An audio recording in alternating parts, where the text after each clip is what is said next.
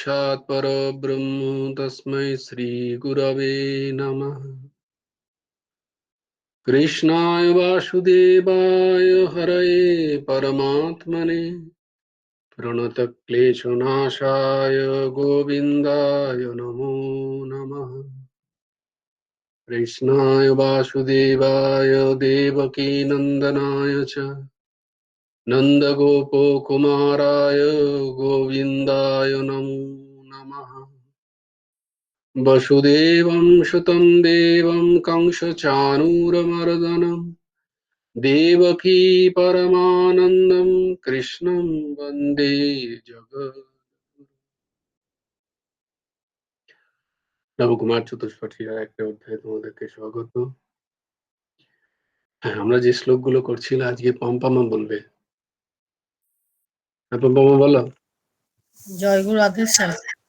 ধর্মক্ষেত্রে কুরুক্ষেত্রে সমবেতায়ুৎসব মামকাঃ পাণ্ডবশ্চৈব king বা কুর্বত সঞ্জয় যত্র যোগেশ্বরঃ কৃষ্ণ যত্র পার্থো ধনুর্ধরো তত্র শ্রীর্বিজয় ভূতির্ধুবা নীতির্মতির্মম यदा यदा हि धर्मस्य ग्लानिर्भवति भारत अभ्युत्थानम् अधर्मस्य तदात्मानं सृजाम्यहम् परित्राणाय साधूनां विनाशाय च दुष्कृतां धर्मसंस्थापनार्थाय सम्भवामि युगे युगे कर्मण्येवाधिकारस्ते मा फलेषु कदाचन मा कर्मफलहेतुर्भुः मा ते सङ्गस्तु कर्मणि योगस्थः कुरु कर्माणि सङ्गं त्यक्ता धनञ्जय सिद्धा सिद्धो समो भूत्वा समत्तं योग उच्यते विहाय कामान् यः सर्वान् पुंश्चरति निःस्पृहो निर्ममो निरहङ्कारो स शान्तिम् अधिगच्छति तमेव शरणं गच्छ सर्वभावेन भारत तत्प्रसादात् परां शान्तिं स्थानं प्राप्स्यसि शाश्वतम् तद्विद्धि प्रणिपातेन परिप्रश्नेन सेवया उपदेक्षन्ति ते ज्ञानं ज्ञानिनः तत्त्वदर्शिनः शुद्धावानो लभते ज्ञानं तत्पर संयतेन्द्रिय ज्ञानं लब्धा परां शान्तिम् अचिरेणाधिगच्छति कार्पण्य दोषो अपहत स्वभाव पृच्छामि तां धर्म सम्मुचेताः जश्रेयो सन्निश्चितं ब्रूहि तन्मे शिष्यस्तेऽहं साधिमां तां प्रपन्नम् सर्वधर्मान् परित्यज्य माम् एकं शरणं व्रज अहं त्वां सर्वपापेभ्यो मोक्षयिष्यामि मा शुचः चञ्चलं हि मनः कृष्ण प्रमाथि बलवद्दिरं ताहं निग्रहं मन्ये वायुरिव सुदुष्करम् असंशयं महाबाहो मनोदुर्निग्रहं चलम् अभ्यासेन तु कौन्तेय वैराग्येण च गृह्यते पत्रं पुष्पं फलं तोयं यो मे भक्तः प्रयच्छति तदहं भोक्तुं पुरोहितम् अस्नामि प्रयतात्मनः यद् करोषि यदोत्नासि यद् जुजुहोषि ददासि यत् तपस्यासि कौन्तेय तत् कुरुष्व मदर्पणम्। জয় গুরু রাধেশ্যাম। জয় গুরু রাধেশ্যাম। অসাধারণ হয়েছে, অসাধারণ। অনেক পলিশড হয়েছে, দারুণ। দেখো পম্পমা অনেক অনেক ইমপ্রুভ করেছে। Very good, very good. খুব সুন্দর লাগছিল। দারুণ সুন্দর, খুব সুন্দর। আমরা প্রত্যেকদিন বলবো ভাবছিলাম কিন্তু ভয়ে বলতে পারছিলাম না। ভয় কেন, কি সুন্দর বললি তুই, উচ্চারণটা খুব ঠিক হবে সুন্দর হবে প্র্যাকটিস না, করেছিস। ওই যে না না, উচ্চারণগুলো ঠিক হবে না তাই ওই অনেক জন্য। অনেক অনেক সুন্দর উচ্চারণ হয়েছে, খুব সুন্দর উচ্চারণ হয়েছে। উচ্চারণ এই তো করতে করতে করতে করতে চেষ্টা থাকলে নিশ্চয়ই হবে, কেন হবে না? আমরা সবাই পারবো। মানে আর ওই এই উচ্চারণ, প্রত্যেকদিন ২-১ বার করে বলার চেষ্টা করি। এমনি যখন কিছু হ্যাঁ কাজ দেখো দেখো সবাই দেখো শোনো, পম্পমা ১ বার ২ বার ৩ বার করে বলছে প্রত্যেকদিন গীতার শ্লোক, তাহলে পুণ্য কোথায় রাখবে? তাও কার্তিক মাসে, চিন্তা করো। অসাধারণ। আর সত্যি সত্যি সেটা যে তুই চেষ্টা করেছিস সেটা বোঝা যাচ্ছে তোর উচ্চারণে। আহ, খুব ভালো লাগছিল শুনতে, খুব সুন্দর, অপূর্ব, ভেরি গুড। তো আমরা চেষ্টা করলে কেন পারবো না? নিশ্চয়ই পারবো। তো আমরা এই দামোদর মাসে পরম পূজ্য পরম আরাধ্য সচ্চিদানন্দ সদ্গুরু অসংখ্য জ্ঞান গুণ লীলায় ভগবান পরমহংস ঠাকুর শ্রী শ্রী হেমন্ত দেব জিউর আবির্ভাব মাস কার্তিক মাস। এই মাসে আমাদের সৎসঙ্গ হচ্ছে ঠাকুরেরই রচনা গুরুমুখী গীতা উপদেশ গ্রন্থ অবলম্বনে এবং তাঁরই রচিত কথাসার ভাগবতী কথা থেকে। তো তার গুরুমুখী গীতাপদেশ গ্রন্থের আমরা ১২ নম্বর অনুচ্ছেদ দেখেছিলাম, দেহের ষড়ভাব বিকার। দেহের কি কি ভাব? ছটা বা ষড়ভাব কি কি? জায়তে, অস্তি, বর্ধতে, বিপরিণমতে, অপক্ষীয়তে এবং নশ্যতি। এটা মনে রাখলে ভালো আমাদের। তাহলে আমরা কোথাও যদি কখনো জিজ্ঞেস করে যে দেহের ষড়ভাব বিকার, কোনো ইন্টারভিউতে এসে গেল হয়তো। তো দেহ বিকার যুক্ত বস্তুতঃ। দেহ জড়, এবং তাই জন্য সে বিকার যুক্ত। তার সরব যে বিকার আছে সেটার বলে হয় তাকে জায়তে, অস্তি, বর্ধতে, বিপরিণামতে, অপক্ষীয়তে আর নশ্যতি। এবার ১৩ নম্বর অনুচ্ছেদে ঠাকুর লিখছেন, জীর্ণ বস্ত্র ত্যাগ ও নূতন বস্ত্র গ্রহণের দৃষ্টান্ত কেন? সাংখ্যযোগে এই দৃষ্টান্ত আমরা দেখি। সেটা যে শ্লোকে আছে সেটা হচ্ছে ২য় অধ্যায়ের ২২ নম্বর শ্লোক। শ্লোকটা হচ্ছে, বাসাংসি জীর্ণানি যথা বিহায় নবানি গৃহ্ণাতি নরোপরাণি তথা শরীরানি বিহায় জীর্ণান অন্যানি সংয়াতি নবানি দেহি। বাসাংসি জীর্ণানি।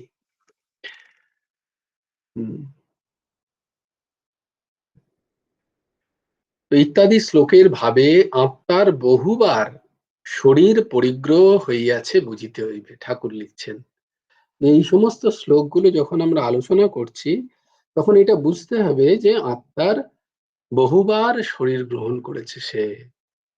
এই তোমাদের বলেছিলেন এক মহাপুরুষ বলছেন যে তোমাদের যদি দিব্যচক্ষু দিয়ে দেয়া হয় এবং তোমাদের যদি দেখানো হয় যে তুমি কতবার সব তৈরি করেছো, মানে কতবার তুমি শরীর ছেড়েছো, শরীর ছাড়লে সেটা সব হয়ে যায়, শিব বেরিয়ে গেলেই সব। তো তুমি কতবার সব করেছো সেটা যদি তোমায় দেখিয়ে দেওয়া হয়, তাহলে বা সেই সবগুলোকে যদি একাট্টা করা হয় সেই সমস্ত শরীরকে, তাহলে একটা গোটা বিশ্ব ব্রহ্মাণ্ড ভরে যাবে। এতবার আমরা শরীর গ্রহণ করেছি। হম কখনো উদ্ভিজ, কখনো জরায়ুজ, কখনো অন্ডজ, কখনো স্বেদজ। এই ৪ রকম সৃষ্টি, এই ৪ রকম সৃষ্টিতে কোন কোন যোনিতে যে আমরা ভ্রমণ করেছি তার কোনো ইয়ত্তা নেই।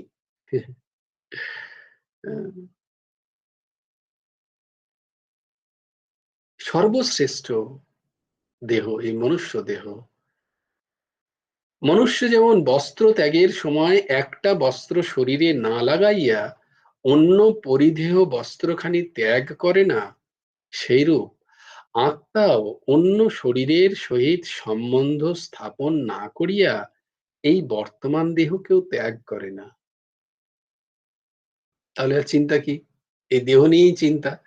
গুরুদেব বলছেন দেখো, আত্মা আগে দেহকে ফিক্স করে, তবেই সে বেরোয়, নাহলে বেরোবে না। বলছে আমার একটা দেহ চাই।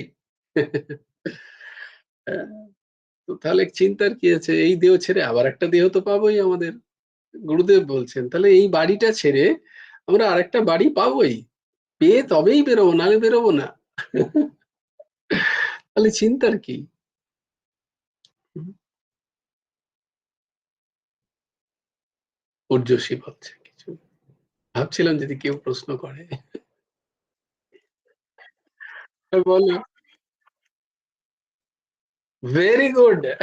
এটা তো এই প্রশ্নটা আজ আশা করিনি। এটা তো অসাধারণ প্রশ্ন। এটা তো দারুণ প্রশ্ন। আহা! ধন্যবাদ, ধন্য তুই। ধন্য, ধন্য, ধন্য, ধন্য বলি তারে বেঁধেছ এমন ঘর, বেঁধেছ এমন ঘর শূন্যর ওপর কত পাখরে। ধন্য যার মনের মধ্যে এই প্রশ্ন জাগলো যে আমার যদি বাড়ি না চাই তাহলে আমি কি করব? বলছে যদি না বাড়ি চাই তাহলে আগে যে বাড়িটাতে আছো তার মোহটাকে ত্যাগ করতে হবে। যে বাড়িতে আছো তার মোহ যদি ত্যাগ করতে পারো তাহলে অন্য বাড়ির প্রয়োজনীয়তা উপলব্ধি হবে না। কারণ আমি যে বাড়িটাতে আছি সেটা ছাড়তে চাই না। তো তখন বলছে যে ছাড়তেই হবে যখন, তখন তাহলে আমাকে আরেকটা বাড়ি দাও, নাহলে আমি যাবো না। স্বাভাবিক যারা যেমন আমরা যারা যাদের ঘর নেই তারা যেমন সরকারকে বলি বাড়ি না দিলে যাবো কোথায়, উদ্বাস্তু হয়ে যাবো নাকি? বললো না না, ভগবান বলছেন না ঠিক আছে চিন্তা নেই, কোন বাড়ি চাই? তখন তো বলে ঠিক আছে তাহলে আমার কর্ম অনুযায়ী একটা বাড়ি আমাকে দেয় বিধাতা। এবার বলছে আমার আর বাড়ি চাই না ভগবান, তাহলে আমি কি করব? বলে তাহলে ভজন করো। অসুখম অনিত্যম অসুখম লোকম। এই লোক কি? এই লোক অনিত্য, অসুখ। এখানে সুখ নেই, সুখের আভাস আছে মাত্র। কে বলছেন? আমি বলছি না, ভগবান বলছেন গীতাতে। তাই না, আমরা পড়েছি। অনিত্যম অসুখম লোকম। এই যে লোক, এখানে এটা অনিত্য, এ থাকবে না নিত্য, এবং এতে কোথাও সুখ নেই, অসুখম। এটা আমি সৃষ্টি করেছি এই লোক। দিয়ে আমি বলছি যে এ অনিত্য, এ অসুখ। হুম, তুমি আমাকে পেতে চাও? ভগবান বলছেন অর্জুন, তুমি কি আমাকে পেতে চাও? যদি পেতে চাও তাহলে ভজস্ব মাম, আমাকে ভজনা করো। এছাড়া আর কোনো উপায় নেই। ভজনা ব্যতীত, সৎসঙ্গ ব্যতীত এই দেহের ওপরে মমত্ব যাবে না। অত সোজা নয়। আহ,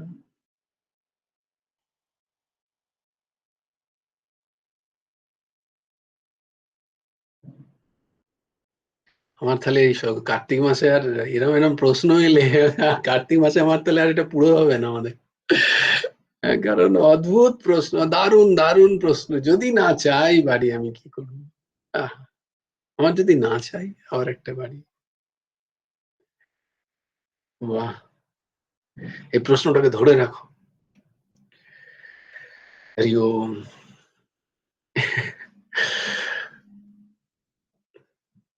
যখন কোনো কেউ বলেন, উম, আর তখন যারা শ্রবণ করে তাদের সেখান থেকে যদি কোনো সুন্দর একটা প্রশ্ন আসে, সেই বক্তার মন একদম গদগদ হয়ে যায়। তো এই প্রশ্ন শুনে আমার সেই লাগছে, অদ্ভুত। তাহলে উত্তরটা কি? না, যদি তোমার বাড়ি না চাই তাহলে যে বাড়িতে আছো সেই বাড়ির মোহ আগে ত্যাগ করো। তাহলে বাড়ির প্রয়োজনীয়তার প্রয়োজন হবে না।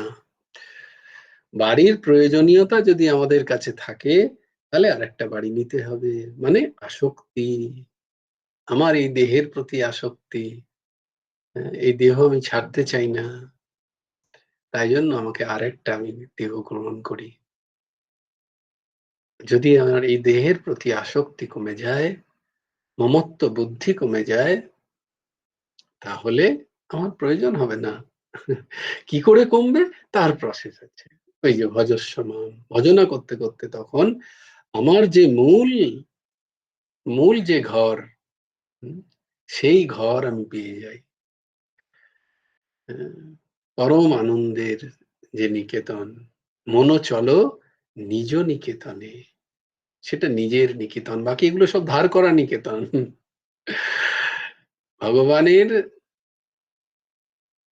পদাম্বুজ, দীর্ঘ পদাম্বুজ নৌকা, ভগবানের ওই শ্রী চরণই আমাদের নিত্য ঘর, বৈকুণ্ঠ ধাম।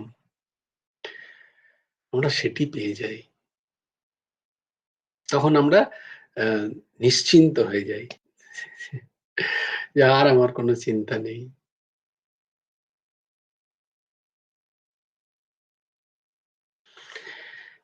অদ্ভুত।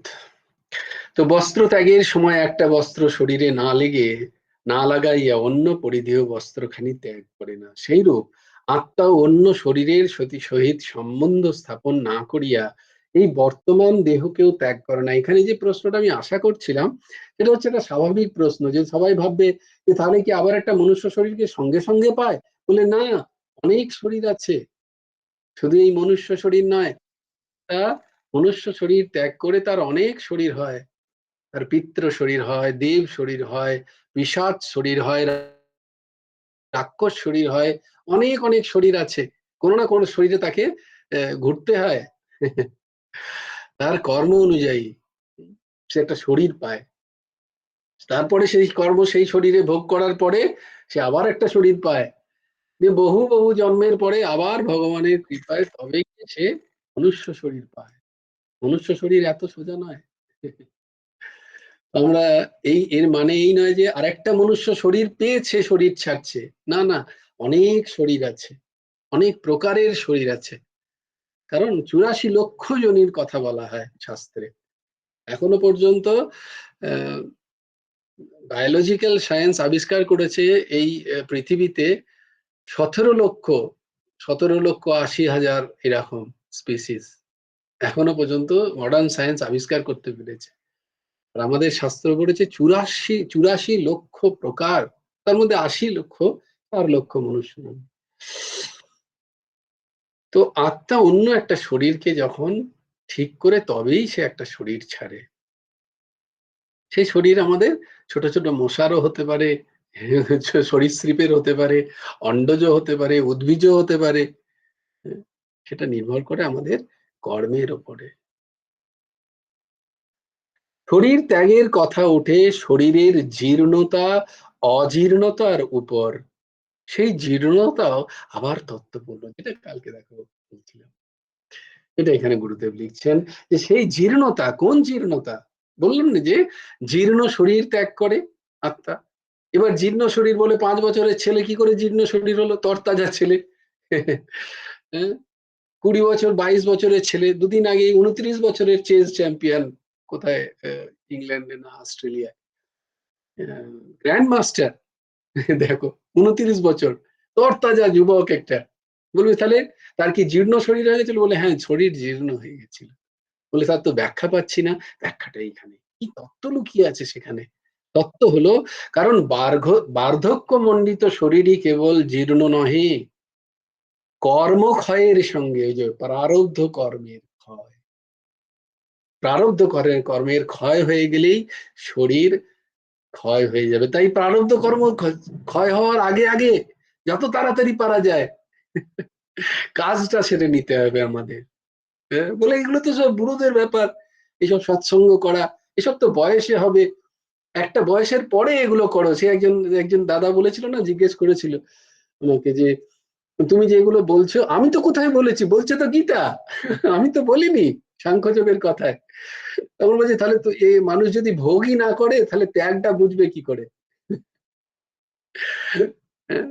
তোমাদের মনে নেই, আমার মনে আছে, কারণ সেই দাদার বরাবরই ওই প্রশ্ন। তো এখানেও করেছিলেন, গীতা ক্লাসে আছে। তো দেখো অজ্ঞান। তুমি কি এই এবারে প্রথম জন্ম হলো তোমার, যে এবারেই ভুগতে হবে তোমায়? তো নিরন্তর ভোগ চলছেই। হ্যাঁ? তবে গিয়ে সে কিন্তু ভোগ ভোগ করতে করতে যদি তার শরীরের প্রারব্ধ শেষ হয়ে যায়, তাহলে তো তার আর হলোই না। তার সৎসঙ্গ হলো না, তার ভজন হলো না, সাধন হলো না, তার পরমার্থ হলো না, কিছুই হলো না। আবার একটা শরীর প্রাপ্তি, আবার বলবে আগে ভোগ করি তারপরে ত্যাগের দিকে যাব। হবে না।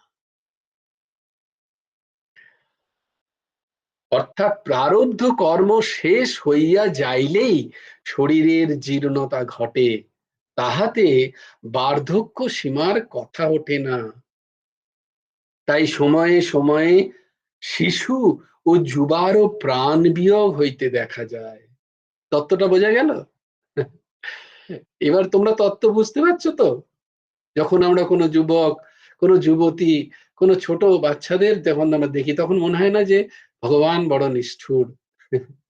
না না না, ভগবানের মতো করুণা প্রবণ আর কেউ নেই। ভগবান একদম নিষ্ঠুর নয়।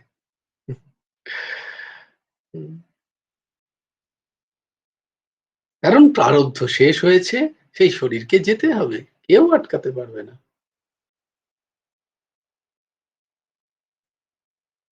শরীর তিন প্রকার: স্থূল শরীর, সূক্ষ্ম শরীর এবং কারণ শরীর।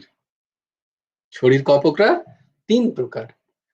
স্থূল শরীর পিতৃমাতৃজাত, পিতৃমাতৃ দ্বারা আমরা স্থূল শরীর প্রাপ্ত হই। সূক্ষ্ম শরীরের অবয়ব 17টি, 17টি সূক্ষ্ম শরীর আছে আমাদের। মানে 17টি অবয়ব দিয়ে সূক্ষ্ম শরীর তৈরি হয়। কি না, পঞ্চ কর্মেন্দ্রিয়, পঞ্চ জ্ঞানেন্দ্রিয়, পঞ্চ প্রাণ, মন ও বুদ্ধি, এই 17টা দিয়ে সূক্ষ্ম শরীর হয়।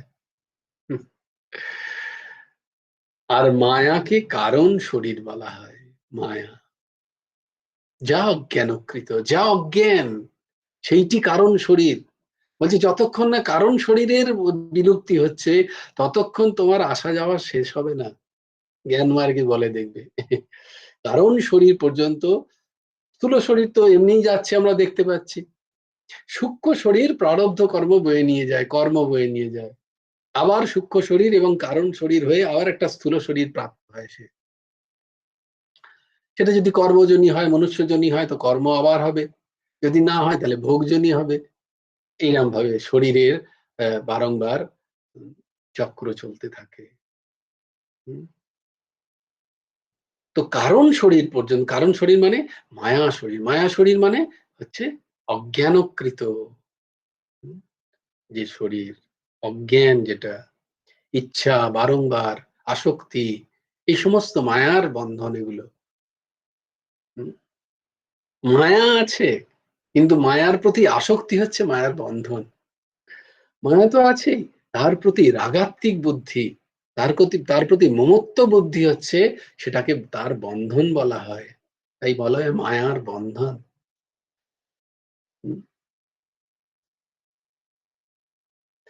এই সূক্ষ্ম শরীর বা কারণ শরীর আত্মজ্ঞানের দ্বারা ধ্বংস হয়, গুরুদেব লিখছেন। যতক্ষণ না আমরা এটা বুঝতে পারছি, এই কথাটা বুঝতে পারছি, ততক্ষণ এই শরীর ধ্বংস হবে না। তত্ত্বজ্ঞান যতক্ষণ না আমরা বুঝতে পারছি, ততক্ষণ এই সূক্ষ্ম শরীর বা কারণ শরীর ধ্বংস হয় না। ততদিন আমাদের বারংবার আসা যাওয়া লেগেই থাকে। কাজেই একটা স্থূল দেহের নাশে জীবের মুক্তি হইবে না। স্থূল দেহের নাশ তো হচ্ছেই, তাতে কিন্তু মুক্তি হবে না। মুক্তি কোথায় হবে? না, সূক্ষ্ম শরীর যখন, কারণ শরীর যখন ধ্বংস হবে, তখনই। জীবের কর্ম নিবন্ধন দেহ অনেক আছে, দেখো গুরুদেব লিখছেন, কর্ম নিবন্ধন অনেক দেহ আছে। তাই জীর্ণ বস্ত্র ত্যাগ করিয়া নতুন বস্ত্র পরিধানের দৃষ্টান্ত দেওয়া হইয়াছে। 14 নম্বর অনুচ্ছেদ। অর্জুনের আততায়ী বদে অনিচ্ছার কারণ। ধর্মশাস্ত্র এবং অর্থশাস্ত্র এক নয়, গুরুদেব লিখছেন। অর্জুন ধর্মশাস্ত্র বলে যুদ্ধ করিব না বলিয়াছেন, কারণ এই যুদ্ধে গুরু ব্রাহ্মণ আত্মীয় বদে পাপ হইবে, উহারা আততায়ী হইলেও ধর্মশাস্ত্র কি বলে, তারা যদি আততায়ীও হয় তবুও তাদের বধে পাপ অর্ষাবে, এটা ধর্মশাস্ত্র বলে।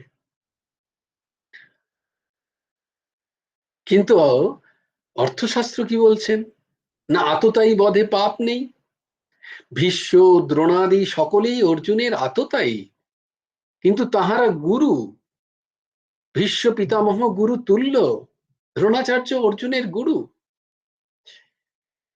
দ্রোণাচার্য তো অস্ত্র শিক্ষক, আর স্বজন বদে কুলক্ষয় কৃত দোষ ও বর্ণ সংকরের উৎপত্তি ইত্যাদি ভাবিয়া অর্জুনের যুদ্ধ হইতে বিরতি, কারণ অর্জুন বিবেক সম্পন্ন মন, তাই তার প্রথমেই ধর্মশাস্ত্র অনুযায়ী এই সমস্ত কথার মনে পড়ছে। ভগবান বলিলেন, সুখ দুঃখ লাভ অলাভ জয় পরাজয়ের আশা ত্যাগ করিয়া স্বধর্ম জ্ঞানে যুদ্ধ করো, ইহাতে পাপ ভোগী হইবে না। যেটা স্বধর্ম, সেই স্বধর্ম জ্ঞান নিয়ে যুদ্ধ করো, তোমার যেটা স্বধর্ম সেই ধর্মের আচরণ করো, তার ফলের আশা তুমি করো না, তুমি পাপ ভোগী হবে না। আমাদেরও যে ব্যক্তি যে আশ্রমে আছে, আমাদের 4টে আশ্রম, কি কি?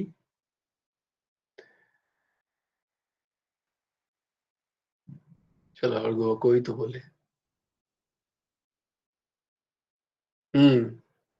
কন্যা কুসুমা বল।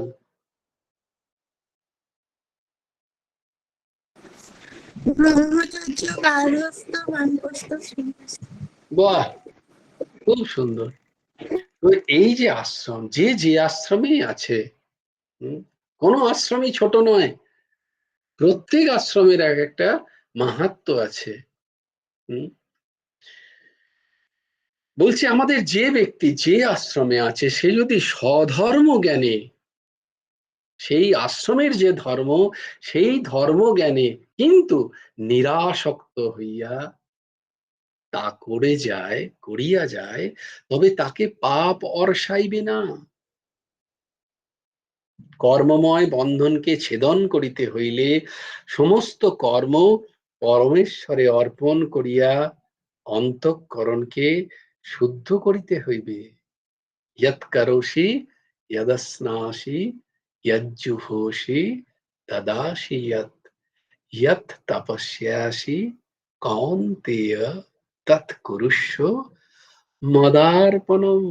যা কিছু করছো, যে আশ্রমে যেখানে আছো সেখানে তোমার ধর্ম অনুযায়ী পালন করো, যা করার দরকার,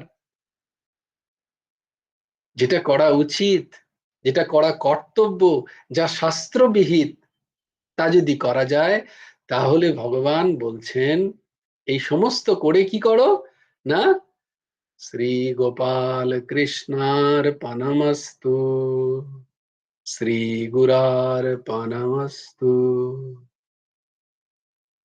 যদি আমি ভগবানকে অর্পণ করে দিই তাহলে আমার আর কোনো কর্মফলের বন্ধন হবে না।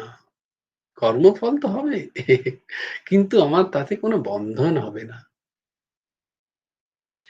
কর্মময় বন্ধনকে ছেদন করা যাবে, অন্তঃকরণও শুদ্ধ হয়ে যায়। সমস্ত কর্ম যদি ভগবানে অর্পণ করে দেওয়া যায় তাহলে অন্তঃকরণও শুদ্ধ হয়।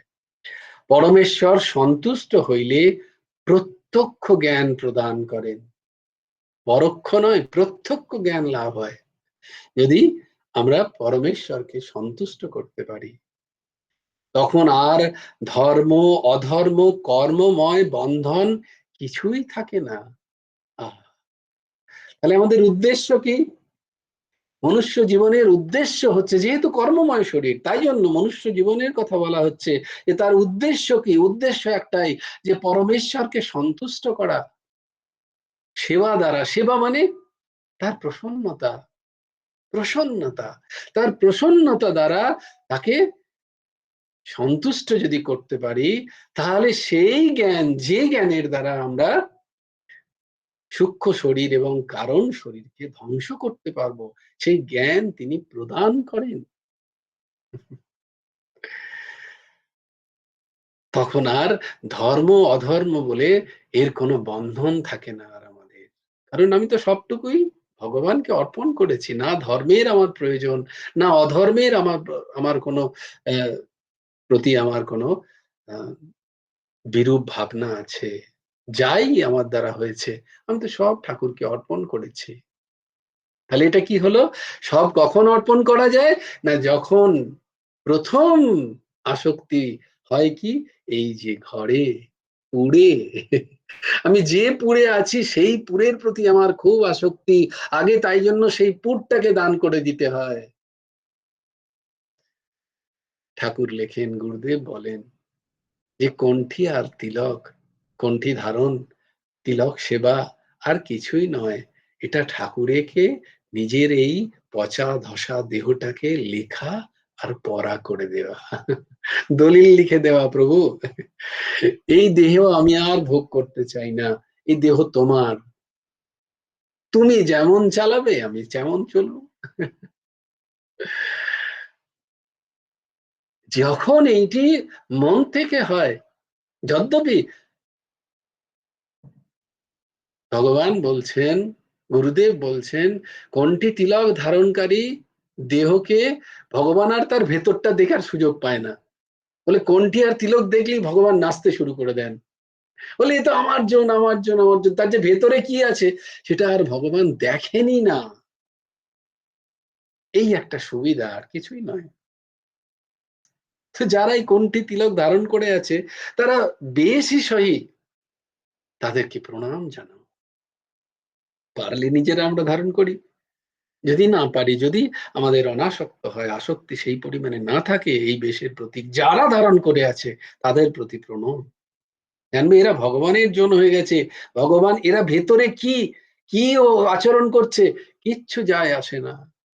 ভগবান এই বাইরেটা দেখেই তাদেরকে কোলে তুলে নেয়। ভগবান অর্জুনকে ধর্মশাস্ত্র বলে এই যুদ্ধে প্রবর্তিত করিয়াছিলেন। কারণ ক্ষত্রিয়ের যুদ্ধ করাই স্বধর্ম। তাই ভগবান অর্জুনকে বললেন, তুমি ধর্মমূলক কথা বলিতেছ আর স্বধর্ম পালন করিতেছ না, ইহা কিরূপ? হ্যাঁ? প্রজ্ঞাবাদাংশ্চ ভাষসে অসচ্য নান্যশোচস্তম প্রজ্ঞাবাদাংশ ভাষসে গতাশুনো গতাসুংশ্চ নানুসচ্যতি পণ্ডিতাঃ নানু स्वचन्ति পণ্ডিতাঃ। ভগবান বলছেন যারা যাচ্ছে, তোমাদের বলেছিলাম, বুঝিয়েছিলাম, যত আমার মনে আছে আমি কিভাবে বুঝিয়েছিলাম, যে নদীর জল যেমন চলে যাচ্ছে তেমনি আমাদেরও সবাই চলে যাচ্ছে। এবং সেটা যাবেই, ধ্রুব সত্য। কেউ আটকাতে পারবে না, কারুর ক্ষমতা নেই আটকানোর। কেউ কালকে আটকে ধরে রেখে দেখাও, সময়কে আটকে ধরে দেখাও, কেউ কারুর ক্ষমতা নেই। এটাই বলে গতা শুনো গতা সুংশ্চ, গতা চলে যাচ্ছে, যে তাকে আটকাতে পারবে না। তার সম্বন্ধে তাই জন্য পণ্ডিত যারা জ্ঞানী তারা ভাবে না।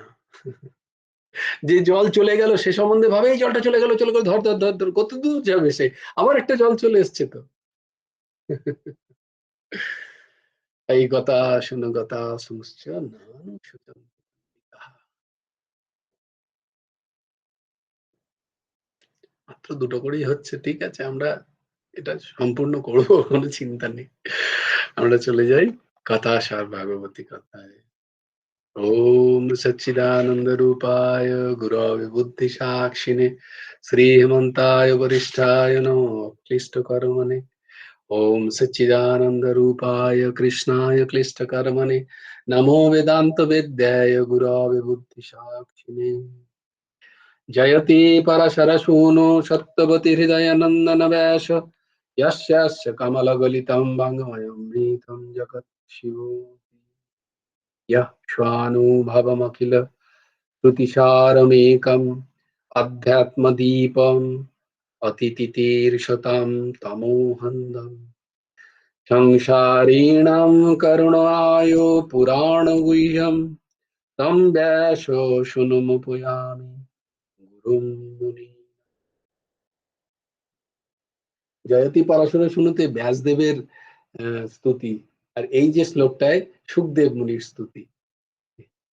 তো ভাগবতে এদের দুজনকে স্মরণ করতে হয়। আজকে আমরা যে প্রসঙ্গ শ্রবণ করব এটা হচ্ছে পুরঞ্জন উপাখ্যান। আহা,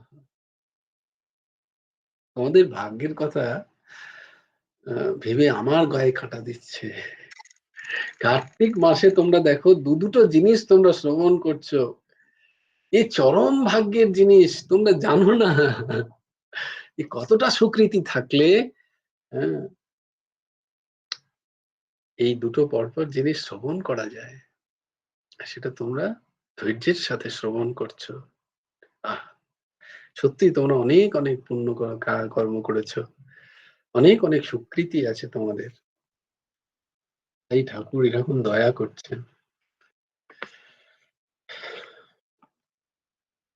আজকে আমরা পুরঞ্জন উপাখ্যান, বেশি বললে আবার যদি কি বলে অভিমান দোষে দুষ্ট হয়ে যায় বলে তাহলে তো আর কোনো টেনশনই নেই, বিন্দাস চলো হবে। আর করে কি করবো সৎসঙ্গ। তো পুরঞ্জন উপাখ্যান, আজকে রূপক ছলে পুরঞ্জন উপাখ্যানের কথা আছে ভাগবতে, সেটা আমরা আজকে পড়ি। ঠিক একই কথা যেটা আমরা ওখানে পড়ছিলাম, একই প্রসঙ্গ এখানেও। পুরঞ্জন জীবাত্মা নামে এক মহা যশস্বী রাজা ছিলেন। খুব ভালো করে শুনবে, শেষেতে আবার ভালো করে বুঝিয়ে যাওয়া যাবে। তার এক প্রিয় সখা ছিল ঈশ্বর। দোয়া সুপর্ণা সয়ুজা শাখায়াম সমানাম বৃক্ষাম পরিশাশ্রয়াতে তায়োরন্নম পিপ্পলম স্বাদিত্তি অনস্ননন্ন অভিচাকাশীতি। অখিল ভারত ভাই ভগবত সঙ্গের যে এমবেল, সেটা হচ্ছে দ্বিখগ হাদি বৃক্ষ, যেটা এই এই শ্লোক থেকে নিয়েছেন ঠাকুর। তো দেখো ঠাকুর কিরম ভাবে প্রকাশও করলেন সেদিন এক আমাদের গুরুদেব, তিনি আগেও অনেকবার বলেছেন। তো যখন এই এই এই যে চিহ্নটা তিনি সবাইকে দেখালেন, সবাই বললেন কখনো এ কিন্তু কখনো আমরা আগে দেখিনি, এরকম বট গাছে দুটো পাখি বসে আছে, একটা পাখি এরকম ভাবে তাকিয়ে, একটা পাখি ফল খাচ্ছে, আবার কি এটা তো কখনো কোথাও দেখিনি আমরা। বলে ও তোমরা বুঝবে না, বলে না না বোঝাতে তো হবেই। তিনি একটু সখ্য ভাব ছিল গুরুদেবের সাথে, ভাই ভাই বলতেন। আমাদের খুব বরিষ্ঠ গুরু ভাই, আগে পূর্বতক সম্পাদক। তো তখন বলছে যে এটাকে বলা হয় দ্বিখগ হাদি বৃক্ষ, বেদান্ত থেকে নেওয়া, উপনিষদ থেকে নেওয়া।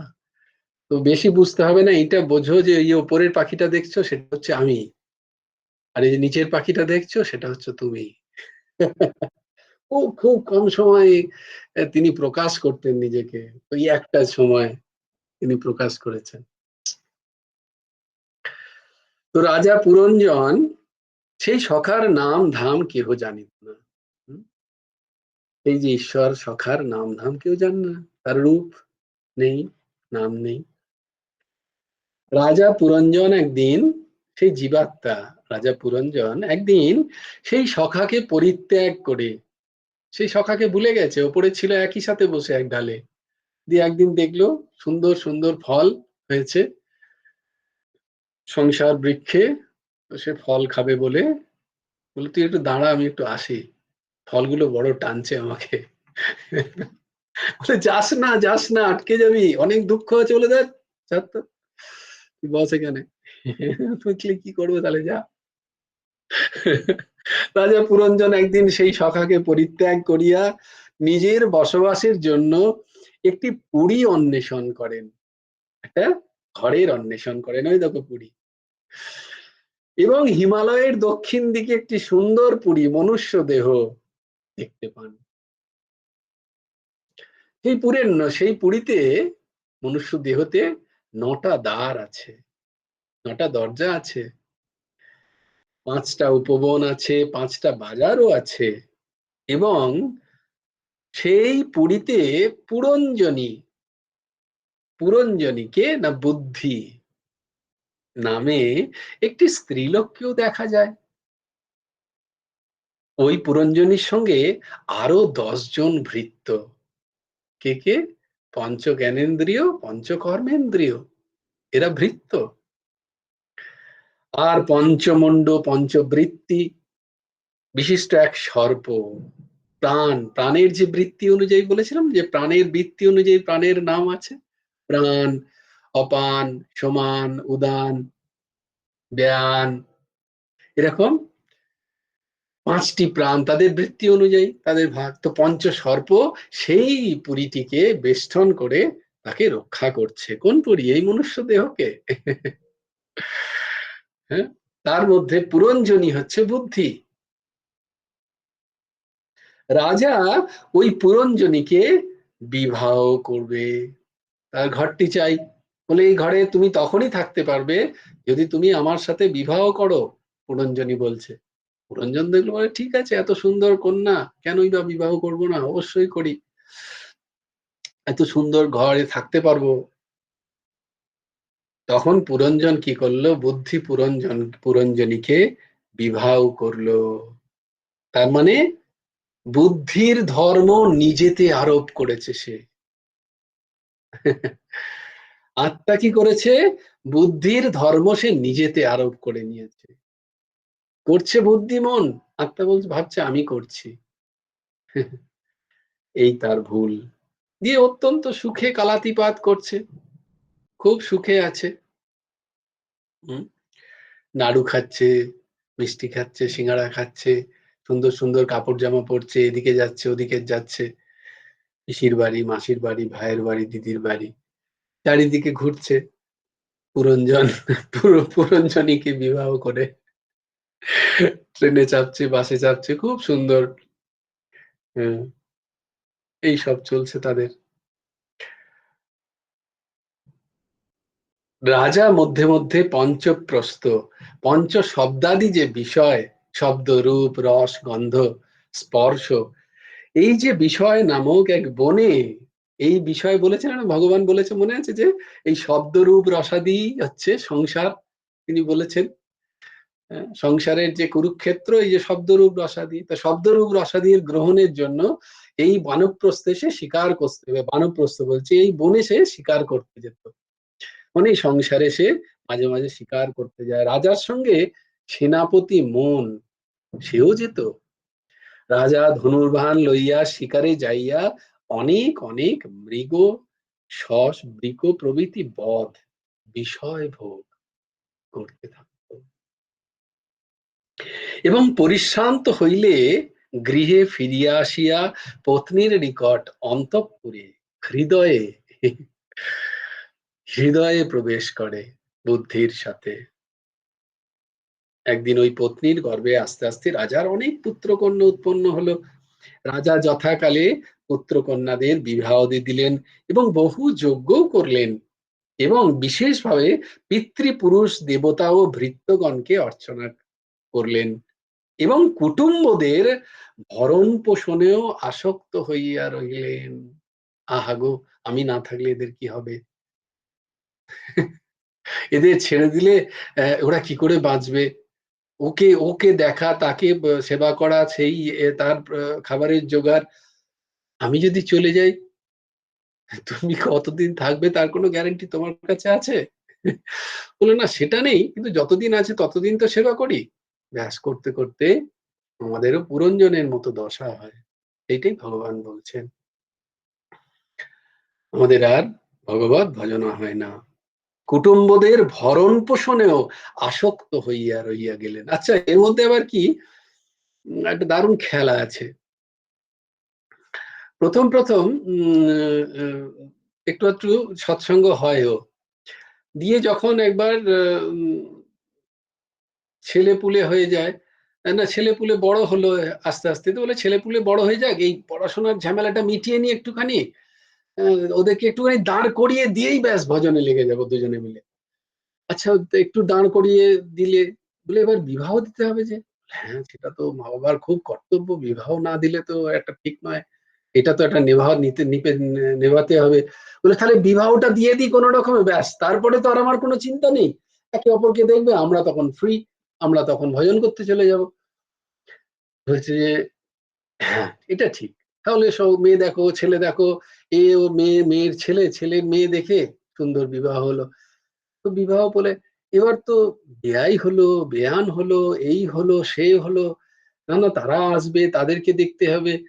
বলে আর এতদিন রয়েই গেলাম, তো যখন নাতি-নাতনির মুখটা দেখবো না, নাতি-নাতনির মুখটা দেখে নিই, ব্যাস তারপরে আর কোনো চিন্তা নেই। তারপরে ওরা ওদের ৩ জন, আমরা দুজনে আ ট্যাপাটেপিতে বসে ভজন করব। ব্যাস আমাদের আর কোনো চিন্তা নেই। বলতে গুরুদেব বলছেন যে, "ঠিক বলছিস তো?" বলছে, "হ্যাঁ গুরুদেব, একবারে আপনার শ্রীচরণে এসে তখন পড়ে যাব। আর আমাদের তো কোনো চিন্তাই নেই।" ওদেরও দেখুন, ওরা এখন বলছে যে, "মা-বাবা চলে যাবে, একটুখানি তো থেকে যাও। উম আমাদের তো একটুখানি গুছিয়ে নিতে দাও।" তাই জন্য রয়ে গেছি। খুব করুণ স্বরে বলছে ছেলেটা। বৌমাটাও নতুন। তো রয়ে গেলাম। গুরুদেব বলছেন, "ঠিক আছে বাবা, তাই করো।" গুরুদেব তো সব বুঝতে পারছেন। বেশ, তারপরে বেশ কিছুদিন পরে নাতি-নাতনি হলো। ব্যাস! তারপরে গুরুদেব দেখছেন যে আগেতে তো সপ্তাহে ১ বার করে আসতো, বা ১ সপ্তাহে ১০ দিনে ১ বার আসতেন গুরুদেবের কাছে। এখন মাসের পর মাস আসে না। বেশ কিছুদিন পরে এসে গুরুদেবের সামনে বসে আছেন। গুরুদেব বলে, "কি রে? অনেকদিন তোর দেখা নেই যে?" তো গুরুদেবের কাছে কাঁদছে। মিথ্যে কথাটা সত্যি ঘটনা বলছি একজনকার। বাকি সব তো আমাদের ঘটনা মিলে যায়। কিন্তু একজনকার সত্যি ঘটনা বলছি, বৃন্দাবনে এরাও একজন। তো গুরুদেবের কাছে এই কান্না। গুরুদেব বলছেন, "কাঁদছিস কেন?" বলছে, "আর বলবেন না, আমার নাতি হয়েছে। আমি দাদু হয়েছি। তুই খুব খুশি।" বলে, "আমি প্রচন্ড খুশিতে কাঁদছি।" বলে, "তুই কি খুশিতে কাঁদলি? তুই তো বলেছিলি যে নাতি হলে চলে আসবো।" নাতি হলে সে তো আমাকে ছাড়া শোয়ই না, আমাকে ছাড়া খায় না, আমার কাছেই খাবে, আমার কোলে এসেই ঘুমোবে। মা-বাবার কাছে থাকে না, জানেন গুরুদেব? দাদু, দাদু করে আস্তে, আস্তে ছোট, ছোট একটা কথা বলে, আর আমাকে ছাড়বেই না।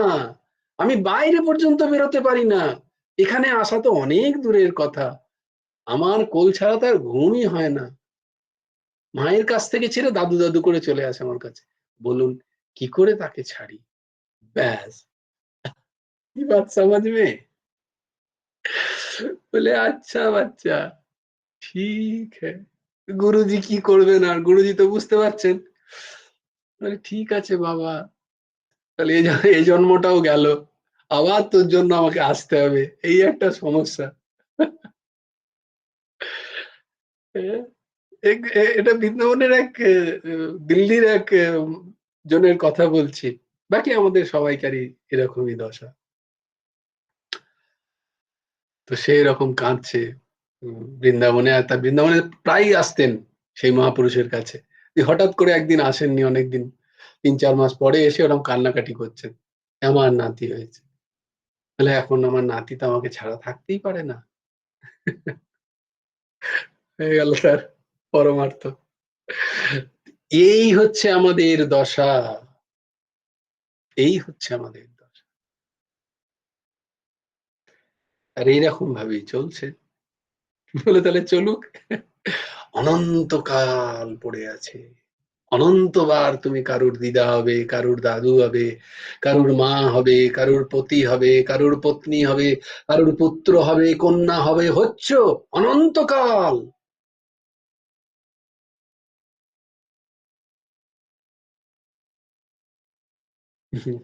ভজন করবে কবে? ঠাকুরটাকে কবে নিজের করবে? কবে প্রভুর সেবা করবে? হে পুরঞ্জন, নিজেকে জিজ্ঞেস করো। পুরঞ্জনীকে বিবাহ করে সব তো ভুলে গেছো।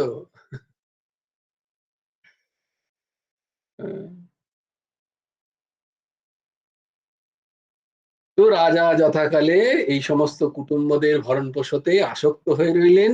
এইভাবে রাজার যখন চরম মাত্রায় সংসার আসক্ত, চরম মাত্রায় আসক্ত, এখন তো নাতি নাতনি আমার দু চোখের মণি। এই আজকেই একজনের পড়লাম, মা লিখেছেন কোথায়, নাতির সাথে ছবি দিয়েছেন যে আমার দু চোখের মণি। বোঝো ঠেলা। এখন আবার এই সেই আসলের থেকে পেঁয়াজের দর বেশি, মানে আসলের থেকে সুদ ভালো লাগে আর কি। তখন আর ছেলেকেও ভাল লাগে না, তখন নাতি নাতনিকে ভাল লাগে। এতই আসক্তি, এরম সংসার আসক্তি যখন পুরো পুরঞ্জন অতি সংসারে আসক্ত, তখন কাল, মৃত্যু এসে উপস্থিত হয়। সেই কালের সহচরকে চণ্ডবেগ নামে এক গন্ধর্ব রাজা, এই যে বিভিন্ন সম্বৎসর পেরোচ্ছে না, ঋতু আদি আদি এইসব, রাজার পুরীকে আক্রমণ করেছে। তাহলে রাজার পুরী কে? এই যে রাজার পুরী, পুরঞ্জন, এই যে রাজার পুরী, রাজার পুরীকে আক্রমণ করেছে। এই পুরী রক্ষক পঞ্চমুখ সাপটি প্রাণ বাধা দেয়, যে পঞ্চ প্রাণ সে বাধা দেয়। গন্ধর্ব রাজের সহিত কালের কন্যা দুর্ভগাও আসে। আমাদের দুর্ভগ, অতি দুর্ভোগ তখন শুরু হয়, কারণ শরীর জীর্ণ হয়ে যায়, তখন বিভিন্ন দুর্ভোগ আসে আমাদের। প্রজার বিষ্ণুজ্বর, ভয় এবং ভ্রাতা দুর্ভাগা হইল ভগ্নী, এই দুইজনই যবনেশ্বরের ভয়ের সেনা। ইহারা সকলে মিলিয়া পুরঞ্জনের পুরীটি লুণ্ঠন করতে লাগে। এখন কাল কন্যা ও গন্ধর্বগণ পুরী আক্রমণে যোগ দেয়। ভয়ের জ্যেষ্ঠ ভ্রাতা এবং ভয়ের সেও অত্যন্ত হিতাকাঙ্ক্ষী হয়ে পুরীকে দগ্ধ করতে থাকে, বিভিন্ন শরীর খারাপ, জ্বর আদি, সে এই পুরীকে দগ্ধ করতে থাকে, অর্থাৎ শারীরিক ও মানসিক সর্ববিধ তাপে তপ্ত করে, বিভিন্ন তাপে তপ্ত করে। তাই তাপ ও ভয়ের চর। এখন রাজা পুরঞ্জন কি করে, বলে তাহলে তো এই পুরীতে টেকা যাবে না, কারণ সেই পুরী তখন যাচ্ছে তাই অবস্থা, চারিদিকে সবাই এসে অ্যাটাক করেছে। তখন পুরঞ্জন বলছে না, এই পুরীকে তাহলে আমাকে ত্যাগ করতে হবে এবারে। তখন যবনেশ্বরের দখলে পুরীটা চলে আসে, মানে কালের দখলে চলে আসে। কাল কন্যা এবং দুর্ভাগাও সেই পুরীতে আধিপত্য বিস্তার করে। দেখবে বেশিরভাগ সময় কর্ম যদি ঠিকঠাক না থাকে, বেশিরভাগ সময় আমাদের অন্তিম পর্যায়ে কেউ পাশে থাকে না। তখন আমরা ব্রাত্য হয়ে যাই। হ্যাঁ? ঘরের এক কোণে সব থেকে বাজে কোণটা আমাদের জন্য, কেউ একবার এসে কথাও বলে না সারাদিন পরে, দুর্গন্ধ বেরোয় বলে কেউ কেউ সেন্ট ছড়িয়ে দিয়ে চলে যায়, অতি প্রিয়, আমারই পুত্র, আমারই কন্যা, কেউ আসে না। তারা দেখতেই পাবে তোমরা এই সংসারে, যে কোনো বৃদ্ধ বৃদ্ধাকে দেখে নাও কোনো ঘরে, দেখবে এক স্থিতি। সেই দেখে তার প্রতি করুণা বা তার পুত্র কন্যার প্রতি বিদ্বেষ ভাব প্রকাশ করো না, নিজের কথা ভাবো যে আমার যদি এই দশা হয় তার আগে আমার কি করণীয়। তার পুত্র কন্যার প্রতি কখনো দেশ ভাব করো না, কারণ কি, যেমন তুমি বীজ লাগাবে তেমনি ফল পাবে, বীজ লাগাওনি টাইমে, তাই ফল এখন এরম পাচ্ছ। যদি ভজনের বীজ লাগাতে, তাহলে কাউকে প্রয়োজন হতো না।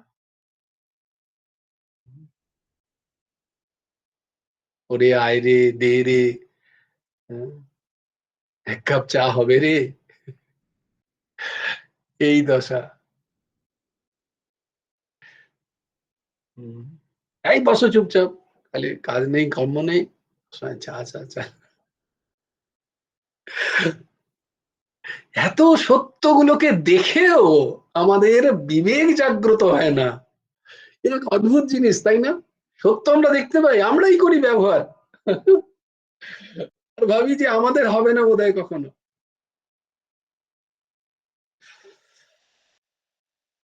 এবার যবনেশ্বরের অনুচররা রাজার কণ্ঠ চেপে ধরলো এবং তার গলদেশ তখন ঘুর ঘুর শব্দ করতে থাকে। মৃত্যুকালে রাজা পুরঞ্জন পুত্রাদির চিন্তায় অধীর হইয়া উঠিলেন। যে পুত্র তাকে একবার এরকমই হয়েছে, পুত্র আর তার পুত্রবধূর কাছে মার খেয়ে এক বৃদ্ধ তার ঘরের বাইরে বসে আছে, কাঁদছে করে। পুত্র আর পুত্রবধূ দিয়েছে তাকে, কোথায় কিছু ব্যাপারে ঝগড়াঝাটি হয়েছে, আমার ঘর বলেছে বোধহয়। তো একজন সাধু মহাত্মা যাচ্ছিলেন, তো বললেন, আরে প্রভু আপনি এখানে বসে কাঁদছেন কেন? বলছেন আর বলবেন না, পুত্র আর পুত্রবধূর চরম সে নিন্দা করছে, এই অবস্থা এই অবস্থা এই তাই হ্যান হ্যান, আমার সমস্ত জিনিস, আর দেখো আজকে আমি শরীর চলছে না বলে আমাকে খেতে দেয় না, খেতে চাইলে এরকম পেটায়।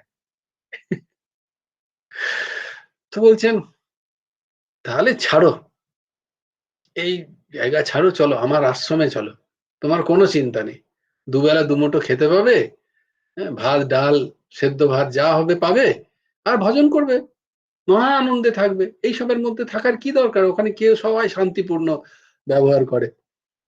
ব্যাস যেই বলা সঙ্গে সঙ্গে কান্না থেমে গেছে, সেই বুড়োর কান্না সঙ্গে সঙ্গে থেমে গেছে। আমি ছেড়ে যাব, আমার ভিটে এটা, আমার ছেলে যেমনই হোক সে আমার ছেলে, হ্যাঁ? তুমি আমাকে ভিখারি পেয়েছো, নে। সাধু মহাত্মা বললেন ভালো কথা, বলছে তুমি আমায় ভিখারি পেয়েছো, দিয়ে আমাকে দিয়ে ভিক্ষে কাটাবে, তোমাদের মতো আমি ভিখারি নই, আমার এত টাকার মালিক, আমার এত এত ছেলে, আমার এই এক ছেলে এখানে থাকে, এক ছেলে ওখানে থাকে, এক ছেলে আমেরিকায়, এক ছেলে অস্ট্রেলিয়ায়, তারা কেউ খোঁজ নেয় না। তো মৃত্যুর আগে এদের চিন্তা নয়। মৃত্যুকালে রাজা পুরঞ্জন পুত্রাদির চিন্তায় অধীর হইয়া উঠিলেন এবং আমার মৃত্যু হইলে আমার পত্নীর দশা কি হইবে, সে তখন ভাবে আমার পত্নীর কি হবে।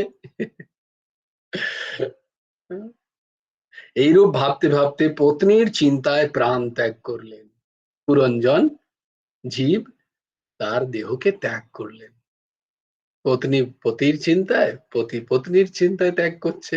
দিয়ে করে কি হলো না, রাজা মৃত্যুকালে স্ত্রী চিন্তা করিতে করিতে দেহত্যাগ করায় পরবর্তীকালে তিনি বিদর্ভ দেশের রাজকন্যা হইয়া জন্মগ্রহণ করেন। পরে তিনি কন্যা শরীর পেলেন, যেহেতু পত্নীর চিন্তা করতে করতে দেহত্যাগ করলেন। এবং কালে মলয়োধ্বজ নামে এক কৃষ্ণ ভক্ত রাজার সহিত তাঁর পরিণয় হয়, তার বিবাহ হয়। এবং সেই ধর্মপরায়ণ রাজার সংসার করিতে করিতে বহু পুত্র সন্তান লাভ হয় এবং তাহাদের সংসারে প্রতিষ্ঠা করিয়া দিয়া এবং যোগ্য পাত্রে কন্যাদের বিবাহ দিয়া রাজা রানী বানপ্রস্থ অবলম্বন করেন।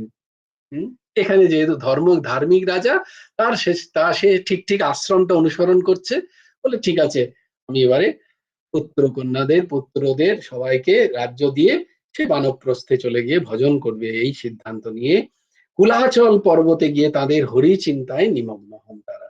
এটা তো স্টিল গুড। এইরূপ করতে করতে রাজা মলয়োধ্বজ একদিন সমাধিস্থ হইয়া তনুত্যাগ করিলে রানী বিদর্ভরাজ দুহিতাও অতি শোকে কাতর হইয়া বিলাপ করিতে থাকেন। কে বিদর্ভরাজ? হ্যাঁ, পুরঞ্জন, যে আগে আহ, পুরুষ ছিল তথাকথিত, সে আজকে নারী। তার যখন স্বামী চলে যাচ্ছে, সে এবার বিলাপ করছে আমার কি হবে গো। এই রানী হইলেন পূর্বের রাজা পুরঞ্জন। এবার তার পূর্ব সখা শ্রী ভগবান সেখানে ব্রাহ্মণ বেশে আসিয়া তার ভাগবতী চেতনা ফিরাইতে থাকে। কে? গুরুদেব এসছেন। বহু জন্ম তপস্যা করে সদ্গুরু পাওয়া যায়, যিনি তত্ত্বজ্ঞানের উপদেশ দেন। তত্ত্বজ্ঞানের উপদেশ সবাই দেন না। যিনি এই চক্র থেকে ছেড়ে বেরিয়ে যাওয়ার পথ দেখান। এরম সদ্গুরু পাওয়া খুব কঠিন। বহু জন্মের তপস্যায় পাওয়া যায়, বহু জন্মের সাধনায় পাওয়া যায়। শুধু সাধনায় হয় না, অবশ্যই সদ্গুরুর কৃপা সাপেক্ষও বটে। কারণ সেই পুরঞ্জন, যে আগে পূর্বে পুরঞ্জন রাজা ছিল, পরে রানী বিদর্ভ রাজের দুহিতা হয়েছিলেন, সে তার পতির পতির কি করেছে না, যখন পতির কৃত্য হচ্ছে, সবকে দাহ করবে, সে বলে আমি সতী হব, তখন ভগবান এসছে ব্রাহ্মণ বেশে দিয়ে তার হাতটা ধরেছে, বলছি তোমার আস্পর্ধা স্পর্ধা কম নয় তো, তুমি পরস্ত্রীর হাত ধরো। বলে কে পরস্ত্রী, কে স্ত্রী, তুমি কে? বলে আমি জানো না যে মারা গেছে, যাকে দাহ করা হবে আমি তার স্ত্রী। তখন ভগবান বলছে আরে শোনো শোনো, আগে দেখাই তোমাকে আয়নাটা, তো তুমি কে, এই তোমার মৃত পতি বা কে, তুমি কি আমায় চিনতে পারো? তুমি পূর্বে আমার সহিত সখ্য অনুভব করিয়াছিলে, তাহা কি তোমার স্মরণ হয়? তোমার কোন কালে একজন সখা ছিল, তাহা কি মনে পড়ে? হে সখে, তুমি পার্থিব সুখে আসক্ত হইয়া আমাকে পরিত্যাগ করিয়া সিংহ বাসস্থানের অন্বেষণে এখানে আসিয়াছিলে। আমি ও তুমি, আমরা দুইটি হংস, মানস সরোবরে আমাদের নিবাস। আমরা গৃহে না থাকিয়া সহস্র বৎসর জীবিত থাকি। রাজন, তুমি আমাকে ত্যাগ করিয়া গ্রাম্য সুখে সমাসক্ত হইয়া পৃথিবীতে আসিয়াছিলে। ওই পুরী হইল মনুষ্য দেহ, ওই দেহের নবদ্বারই চক্ষু, কর্ণ, দুটো চাক, দুটো কান, দুটো নাসা, মুখ, মলদ্বার ও শিশ্ন। পুরীর পাঁচটা উপবন হইল পঞ্চ জ্ঞানেন্দ্রিয়, চক্ষু, কর্ণ, নাসিকা, জিহ্বা, ত্বকের যে বিষয়, শব্দ, রূপ, রস, গন্ধ, স্পর্শ। পুরীর পাঁচটা বাজার হলো পাঁচটা ক্রিয়া শক্তি। আর পুরীর অধিকারী মহিলাটি হলো বুদ্ধি। জীব এই পুরীতে প্রবেশ করিয়া বুদ্ধি পত্নীর সাহচর্যে দুর্দশাগ্রস্ত হইতেছে, অর্থাৎ বুদ্ধির ধর্ম আত্মাতে আরোপ করিতেছে।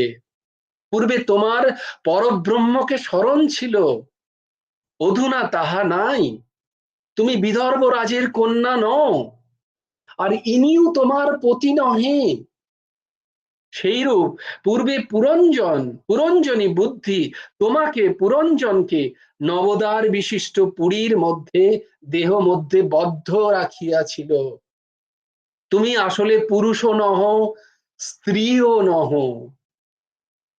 ইহা আমারই ঈশ্বর সখারি মায়াবিলাস মাত্র, লীলাবত্তু কৈবল্যম, ভগবানেরই লীলা সব। তুমিও আমি পরস্পর ভিন্ন নহি, আমি আর তুমি ভিন্ন নই। হে সখা, আমাকে তুমি বলিয়াই জানিবে। যাহারা তত্ত্বজ্ঞ, তাহারা আমাদের মধ্যে, জীবাত্মা ও পরমাত্মার মধ্যে অনুমাত্র ভেদ দেখেন না। যেমন পুরুষ একমাত্র হইয়াও দর্শনে নিজেকে দ্বিধা বিভক্ত মনে করে, আমাদেরও পার্থক্যও যেন তদ্রূপ, প্রতিচ্ছবি মাত্র। এক্ষণে ভগবান সখার নিকট হইতে বিদর্ভী রূপ পুরঞ্জন, অর্থাৎ যিনি দেহপুরীকে রঞ্জিত করেন, কারণ দেহতে যিনি আছেন বলে রঞ্জিত দেহ চলছে, সেই পুরঞ্জন বেরিয়ে গেলেই, তাই জন্য দেহপুরীকে রঞ্জিত করছে কে? আত্মা পুরঞ্জন। এইরূপ জীবাত্মা আত্মতত্ত্ব জ্ঞান লাভ করিয়া নিজের ব্রহ্মস্বরূপ বুঝিতে পারে এবং সব কিছু ভেদ ভাবের অতীত হন। জয় জয় শ্রী রাধে। এই ব্রহ্ম বেশে ভগবান, যিনি ভাগবত সাক্ষাৎ ভগবান, ভগবানের বাংময় মূর্তি ভাগবত, তার সেই পুরাণ থেকে আমরা এই শিক্ষা পাচ্ছি। তিনি আমাদের হাত ধরে বলছেন, হে সখা, তোমার আর আমার মধ্যে কোনো পার্থক্য নেই। जय जय श्री राधे, जय जय श्री सीताराम, हर हर महादेव। भज गुरु हेमंत देव, राधे श्याम, जप हरे कृष्ण हरे राम। वंशी विभूषित करन्नवनीरदाभ, पीताम्बरादरुण बिम्ब फलधरोष्टा, पूर्णेन्दु सुन्दर मुखादरविन्द नेत्रात्, कृष्णात् परात् किमपि तत्त्वमहं न जाने। ध्येयं सदा परिभवग्नमभीष्टदोहं, तीर्थास्पदं शिवविरिञ्चिनुतं शरणं। हृत्यार्थाहं प्रणतपालो भवाब्धिपूतं, वन्दे महापुरुषते चरणारविन्दम्। त्वत्ताशुदुत्तजो सुरेप्सितराज्यलक्ष्मीं, धर्मिष्ठ आर्यवचसा जदगादरन्नं, मायामृगं दयितयप्सितमन्वधावत्, वन्दे महापुरुषते चरणारविन्दम्। नमो ब्रह्मण्यदेवाय गोब्राह्मणहिताय च जगद्धिताय कृष्णाय गोविन्दाय नमो नमः। कृष्णाय वासुदेवाय हरये परमात्मने प्रणतक्लेशनाशाय गोविन्दाय नमो नमः। अहमेवासमेवाग्रे नान्यद् यद् सतसत्परम्, पश्चादहं यदेतच्च यो वशिष्येत सोऽस्म्यहम्। ऋतेऽर्थं यत् प्रतीयेत न प्रतीयेत चात्मनि, तद्विद्यादात्मनो मायां यथा भासो यथा तमः। तथा महन्ति भूतानि भूतेषु चावचेष्वनु, प्रविष्टान्न प्रविष्टानि तथा तेषु न तेष्वहम्। एतावदेव जिज्ञासं तत्त्वजिज्ञासुनात्मनः, अन्वयव्यातिरेकाभ्यां यच्छत् सर्वत्र सर्वदा। श्री हेमंत देव जी जय गुरु राधे श्याम, राधे श्याम, राधे श्याम, श्याम श्याम राधे राधे, राधे कृष्ण कृष्ण, कृष्ण कृष्ण राधे राधे। जय गुरु राधे श्याम, श्री गुरार्पणमस्तु, श्री हेमंत देवार्पणमस्तु। জয় গুরু রাধে শ্যাম। সবাই ভালো থেকো, সুস্থ থেকো, সুন্দর